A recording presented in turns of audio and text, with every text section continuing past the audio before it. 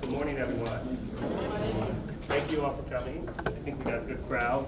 Over what? We have over 50 people here. We have poll workers, we have trainers, we have managers, we have our staff, we have representatives from the county council, from the county exec's office. Who else am I missing? Anybody from the public outside of that? I don't believe so. Okay. And as you know, we will be videotaping this, so it will be on our website. I think it will take a day or two to be put up after each session.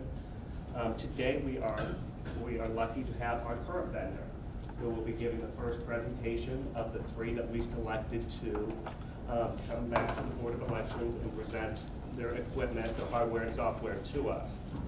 Today we have ES&S. Let me tell you a little history of why we are here today.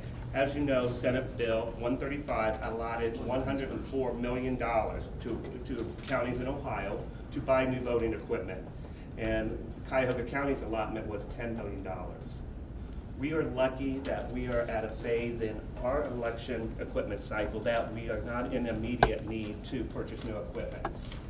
So we don't have to rush out and buy the equipment today, as some counties, are unprepared, or their equipment is not in good condition to continue on from to the next election. But we bought new equipment a few years ago, back in 2008. I think our first year with ES&S was 2009.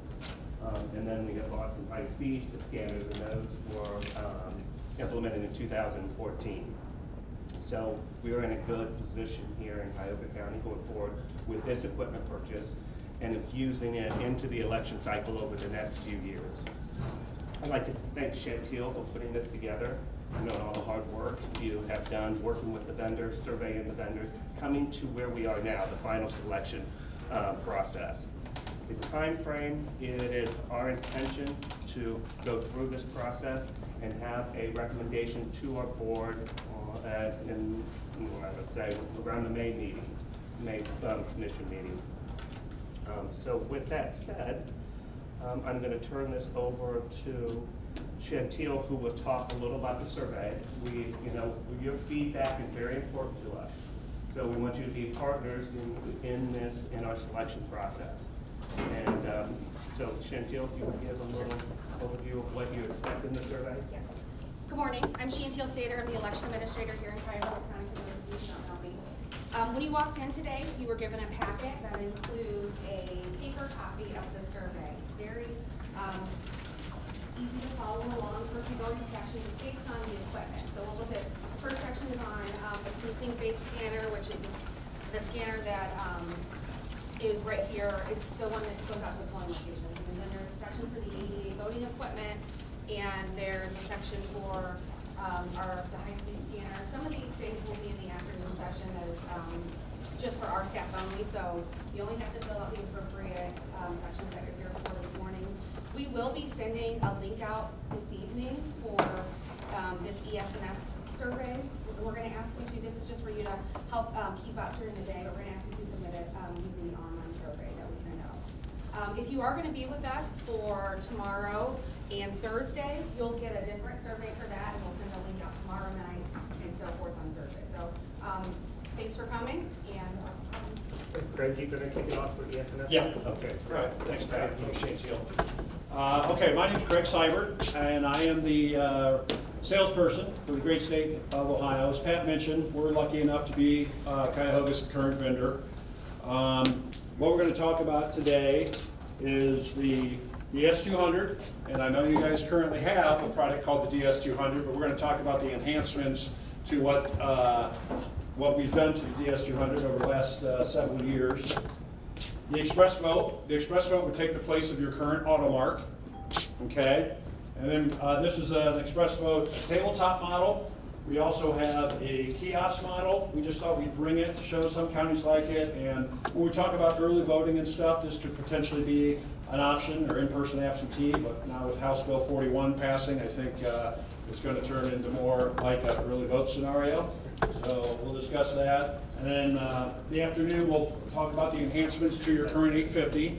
Cuyahoga County already has the 850, but we're going to talk about what enhancements have been done to that. And then we're also going to talk about Ballotar, or ballot on demand, when it comes to what that can do for Cuyahoga County. Mainly for early voting as well. We're going to talk about a couple of different options with that. So with me today, let me introduce my team real quick. Judd Ryan, he's our VP of Sales. All right, we have Troy Lanier right here, as account manager, lives here in Ohio. Heather Scott, a lot of you know Heather. Heather used to be the account manager here for Cuyahoga County. She has moved down to Florida several years ago and been our state manager down there. She is homesick, and she is moving back to Ohio, and so she's going to be part of our team coming in here in Ohio, helping. So she'll probably be your main point of contact, you know, if we're lucky enough to continue down with your business. Toby Dingbaum, right here, he'll be more at the afternoon session. He's kind of an electionware expert. Then we have our Ballotar people, Dustin, McKenzie, and Val in back there. They're going to be talking to you this afternoon.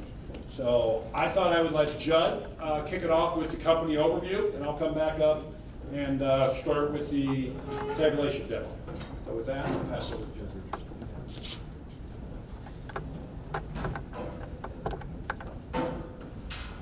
Good. Everybody hear me? Is that working?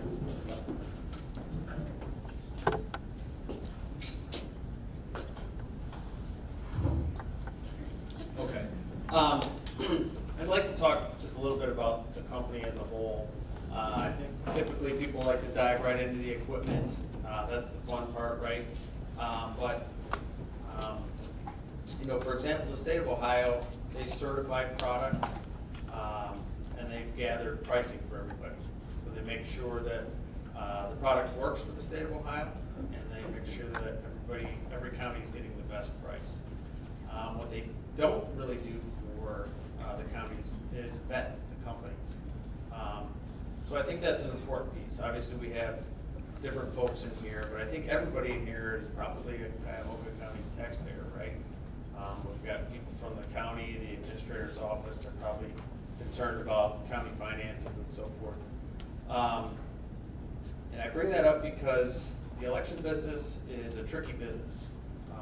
It's cyclical, on the fact that even years are better than odd years from a revenue standpoint.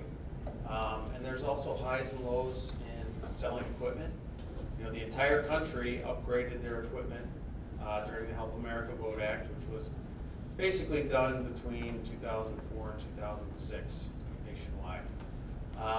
Going into the Help America Vote Act period, there were 12 election companies. Of those 12 companies, only 2 are in business today. All those companies were successful in achieving some business during the Help America Vote Act, but many of them went out of business as little as 2 years after the county purchased the equipment. And so I think it's important for everybody to understand the company that you're doing business with. Are they experienced? Have they been in the business for a long time? Do they have a large customer footprint throughout the country? Do they have a large footprint in the state of Ohio? Do they have experience doing business in the state of Ohio? Do they understand Ohio elections? And can their equipment meet the needs of a large county like Cuyahoga County?